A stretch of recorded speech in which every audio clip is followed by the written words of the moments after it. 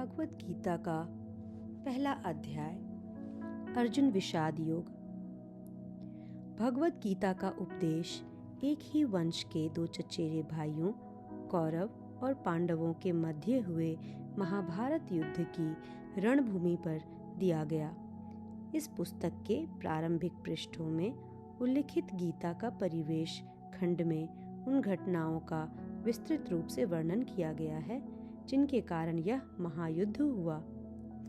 भगवत गीता का प्रारंभ राजा धृतराष्ट्र और उसके मंत्री संजय के वार्तालाप से होता है। चूंकि धृतराष्ट्र नेत्रहीन था, इसलिए वह व्यक्तिगत रूप से युद्ध में उपस्थित नहीं हो सका।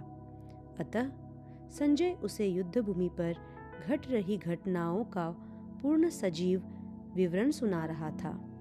संजय महाभारत के प्रख्यात रचयिता वेदव्यास के शिष्य थे। ऋषि वेदव्यास अपनी अलौकिक शक्ति के द्वारा सुदूर प्रदेशों में घट रही घटनाओं को प्रत्यक्ष रूप से देखने में समर्थ थे। अपने गुरु की अनुकंपा से संजय ने भी दूरदृष्टि की दिव्य चमत्कारिक शक्ति प्राप्त की थी। इस प्रकार से वह युद्ध भूमि में घटित सभी घटनाओं को दूर से देख सका। धृतराष्ट्र ने कहा, हे संजय, कुरुक्षेत्र की पवित्र भूमि पर युद्ध करने की इच्छा से एकत्रित होने के पश्चात मेरे और पांडु के पुत्रों ने क्या किया? संजय ने कहा, हे राजन, पांडवों की सेना की व्यूह रचना का अवलोकन कर राजा दुर्योधन अपने गुरु द्रोणाचार्य के पास जाकर इस प्रकार बोले। दुर्योधन ने कहा, पूज्य आचार्य, पांडु पुत्रों की विशाल सेना का अवलोकन करें, जिसके आपके द्वारा प्रशिक्षित बुद्धिमान शिष्य द्रुपद के पुत्र ने कुशलतापूर्वक युद्ध करने के लिए व्यवस्थित किया है। यहाँ इस सेना में भीम और अर्जुन के समान बलशाली युद्ध करने वाले महारथी युयुधान, विराट और द्रुपद जैसे अनेक शूरवीर धनुर्धर हैं। यहाँ पर इनके साथ धृष्टकेतु, चेकितान काशी के पराक्रमी राजा काशीराज, पुरुजित, कुंती भोज और शैब्य सभी महान सेना नायक हैं। इनकी सेना में पराक्रमी युधामन्यु, शूरवीर, उत्तमौजा, सुभद्रा और द्रौपदी के पुत्र भी हैं, जो सभी निश्चय ही महाशक्तिशाली योद्धा हैं। हे ब्राह्मण श्रेष्ठ, हमारे पक्ष की और उन सेना नायकों के संबंध में भी सुनिए, जो सेना को संचालित करने में विशेष रूप से निपुण हैं। अब मैं आपके समक्ष उनका वर्णन करता हूँ। इस सेना में सदा विजयी रहने वाले आप तथा भीष्म, कर्ण, कृपाचार्य, अश्वत्थामा, विकर्ण तथा सोमदत्त का पुत्र भूरिश्रवा आदि महाक्रमी योद्धा हैं, जो युद्ध में सदा विजेता रहे हैं। यहाँ हमारे पक्ष में अन्य अनेक महायोद्धा ऐसे भी हैं जो मेरे लिए अपने जीवन का बलिदान करने के लिए तत्पर हैं। वे युद्ध कौशल में पूर्णतया निपुण और विविध प्रकार के शस्त्रों से सुसज्जित हैं। हमारी शक्ति असीमित है और हम सब महान सेना नायक भीष्म पितामह के नेतृत्व में पूरी तरह से संरक्षित हैं, जबकि पांडवों की सेना की शक्ति भीम द्वारा भली भांति रक्षित होने के पश्चात भी सीमित है।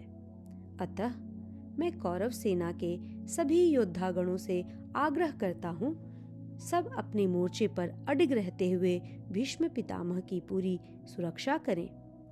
तत्पश्चात कुरु वंश के वयोवृद्ध परम यशस्वी महायोद्धा भीष्म पितामह ने सिंह गर्जना जैसी ध्वनि करने वाले अपने शंख को उच्च स्वर से बजाया, जिसे सुनकर दुर्योधन हर्षित हुआ। इसके पश्चात शंख, नगाड़े, बिगुल, तुरही तथा मृदंग अचानक एक साथ बजने लगे। उनका संवेर स्वर अत्यंत भयंकर था। तत्पश्चात पांडवों की सेना के बीच श्वेत अश्वों द्वारा खींचे जाने वाले भव्य रथ पर आसीन माधव और अर्जुन ने अपने अपने दिव्य शंख बजाए। ऋषिकेश भगवान कृष्ण ने अपना पांगजन्य शंख बजाया। अर्जुन ने देवदत्त शंख तथा अति भोजी एवं अति दुष्कर कार्य करने वाले भीम ने पौंडु नामक भीषण शंख बजाया।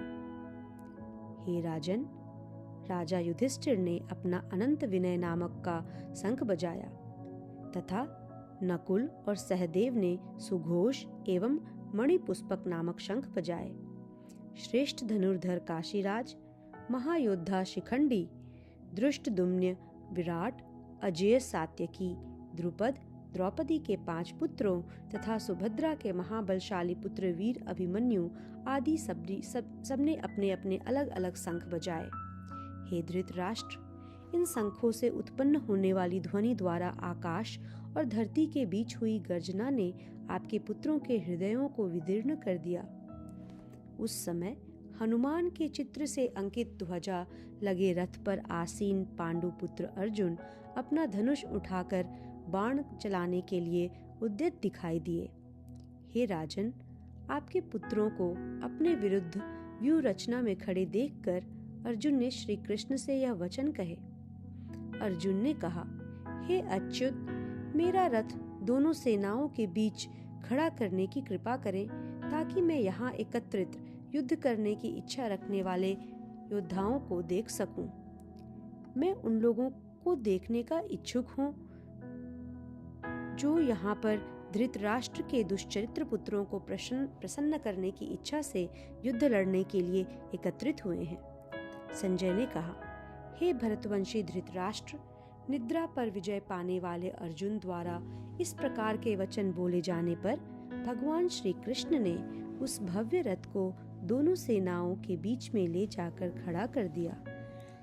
भीष्म, द्रोण तथा अन्य सभी राजाओं की उपस्थिति में भगवान श्री कृष्ण ने कहा कि हे पार्थ, यहाँ पर एकत्रित समस्त कुरुओं को देखो।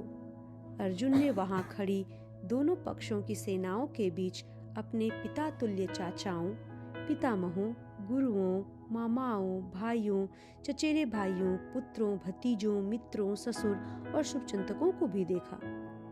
जब कुंती पुत्र अर्जुन ने अपने बंधु बांधवों को वहां देखा, तब उसका मन अत्यधिक करुणा से भर गया और फिर गहन शोक के साथ उसने निम्न वचन कहे।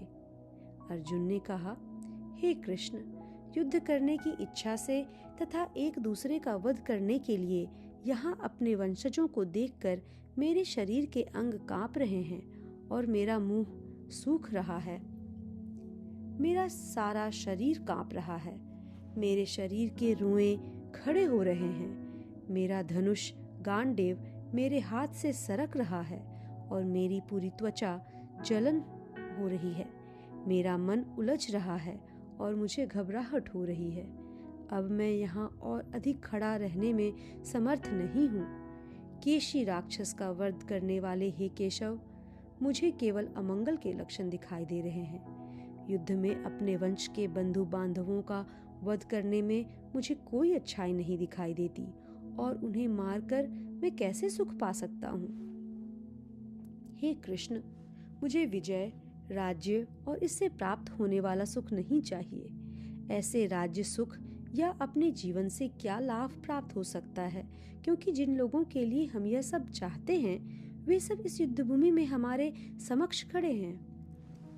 हे मधुसूदन, हमारे आचार्यगण, पितृगण, पुत्र, पितामह, मामा, पौत्र, ससुर, भांजे, साले और अन्य संबंधी अपने प्राण और धन का दांव लगाकर यहाँ उपस्थित हैं। यद्यपि वे मुझ पर आक्रमण भी करते हैं, तथापि मैं उनका वध क्यों करूं?